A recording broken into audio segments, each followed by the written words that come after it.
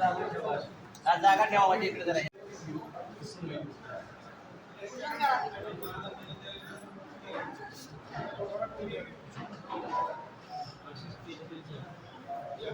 मध्ये फक्त थांबू नका मध्ये मध्ये मध्ये कोणी येऊन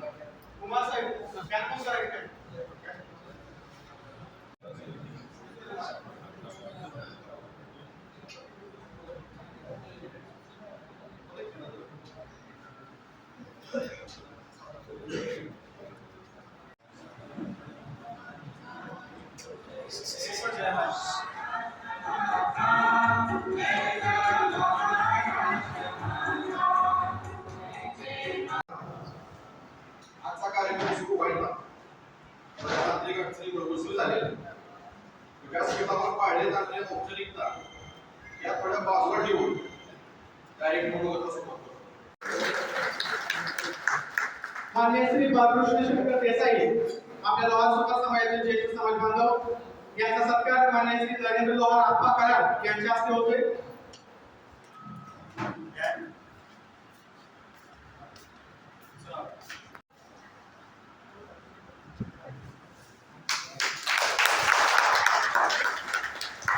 माननीय श्री बाळासाहेब माननीय श्री अनिल सुपर सर्वांनी जोरदार टाळ्या वाजवून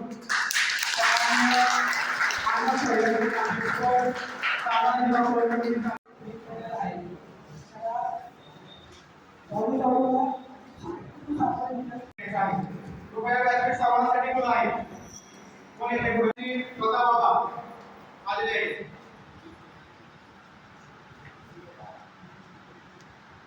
आपल्या समाजामध्ये शिराळे साहेबांचं काम करू आणि त्यांची अभ्यासातली आणि सर्व क्षेत्रातली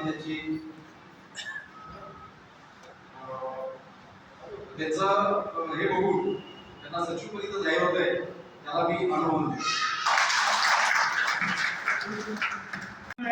आपण या प्रोग्राममध्ये आलो पाहिजे सर्वांना मिळते.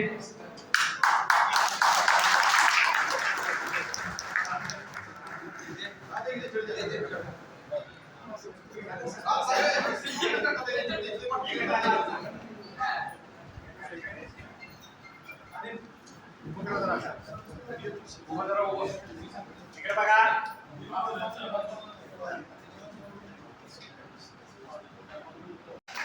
आणि पूर्ण समाजामध्ये त्यांच्यासाठी पाठवला होतो माझ्या सर्वांसाठी प्रोग्राम लागला पाहिजे.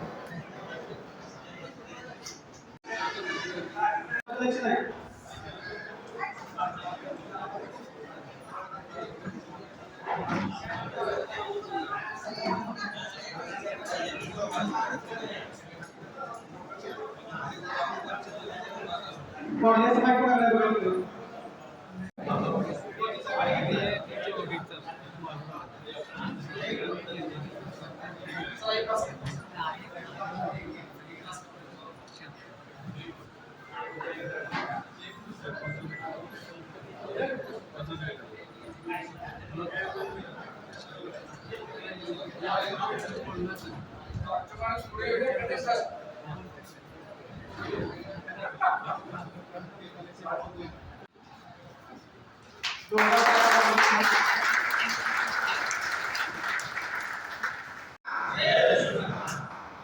माझ्या दैवकाशी समाज बांधवांना माझा आदरणीय दंडवत.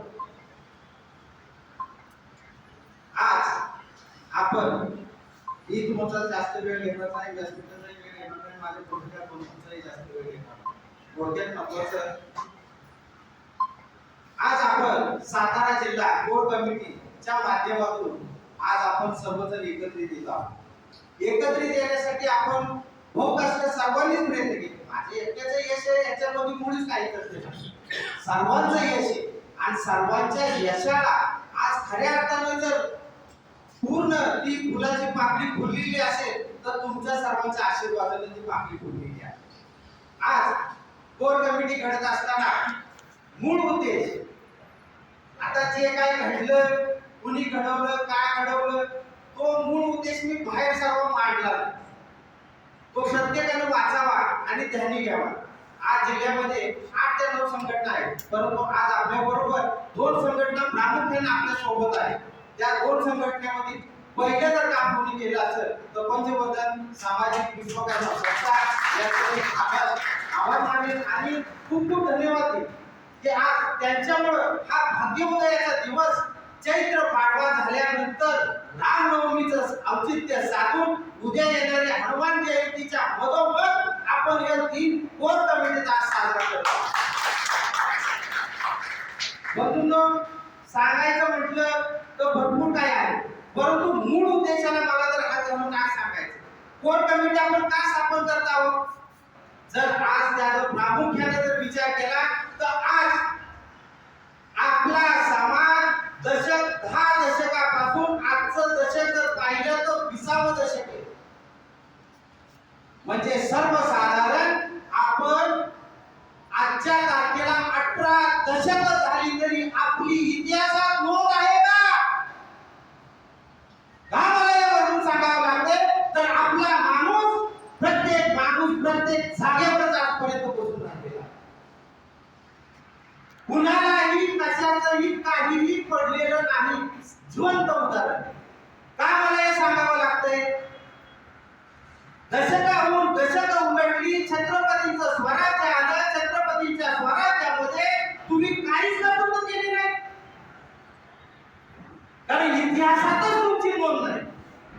लाख तुम्ही सगळे ढाली केल्या, तलवारी केल्या, भाले केले, अहो कुणाचं तरी नाव इथं आहे का? आज नाभिक समाजाचं नाव असतं, कुंभार समाजाचं नाव असतं, कासार समाजाचं नाव असतं, धोबी समाजाचं नाव असतं. अहो गावाच्या वेशीवर असणारा लोहार सुतार समाजाचं नाव कुठं आहे का? यासाठी कुणी प्रयत्न करू नये. खऱ्या अर्थानं जर आज आपल्याला इतिहासात नोंद करायची आहे तर 2026 चा इतिहास आज आपली नोंद येणार आहे.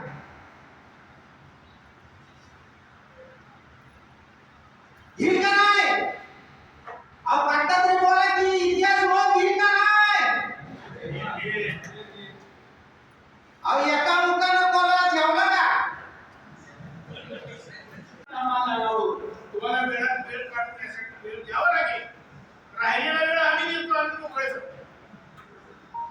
तेव्हा या सगळ्या विचार करून सारासार सुतार धोरणाने एकत्र येणे गरजेचं आहे. सांगितलं, जसे सांगितलं की आतापर्यंत ज्या संघटना झाल्या आणि शिवाजी महाराजांपासून आपला लोहार सुतार समाज जे काही कार्य केलं त्याचा कुठेही उल्लेख नाही. पण एक आहे की हे नाव का आलं नाही आणि आता आपण आता जे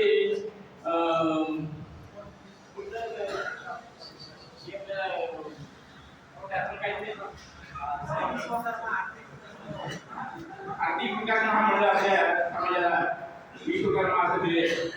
परंतु विचार करा, आपण त्याच्यापासून आपण स्वतः किती पाठबळ केला. आपल्या संघटनेचे अनुभव आहेत आपल्या सातारा जिल्ह्यामध्ये. या लोकांनी त्या आपल्या त्या पदासाठी किंवा आपल्याला जे काही मिळाले कामाकडून त्याचा आपण तुम्ही पाठबळ केला का? तर हे आपण आपलं काम आत्मपरिचय करूया. आणि मला एक असं वाटतं की खरोखर पाहिलं तर आपण या कोर कमिटीला आपल्या संपूर्ण जिल्ह्यामधून जो प्रतिसाद मिळाला खरोखर प्रत्येक याच्या पाठीमागे काय केला हे खऱ्या असं बोलून दाखवले की आतापर्यंत संघटना झाल्या फक्त स्वतःपुरतं आणि स्वतःपुरतं त्यांनी काम केलं. निधी गोळा करायचा, आर्थिक करायचं, उद्योग करायचं, दुसऱ्या आम्हाला कार्याच्या. परंतु आता जे काही कार्य चालू आहे म्हणजे सातारा संस्था किंवा पंचवर्धन असल्या त्या दोन्ही संस्थांनी त्यांच्या पद्धतीने चांगलं काम केले. आणि मी तर म्हणलं असं कुणालाही नावं ठेवू नका, कुणाला एका आपण अपेक्षा करून सगळे समाजामध्ये आपलेच आहे. आपण सगळे एकमेकांचे कावडे पुढे यावं आणि यातून आपण जर एकामेकांना न दुखवण्याचा प्रयत्न केला हे सर्वपणे आपल्या समाजाला एकत्र जोडता येईल. आणि प्रत्येकाने एक विचार करा की माझा बांधव किंवा माझी भविष्य पिढी ती काय थोडं येणार आहे त्या लोकांच्या मुलांनी किंवा आपल्या पिढीनं आपलं तर असं म्हणून आहे की तुमच्या पाठीमागच्या लोकांनी काय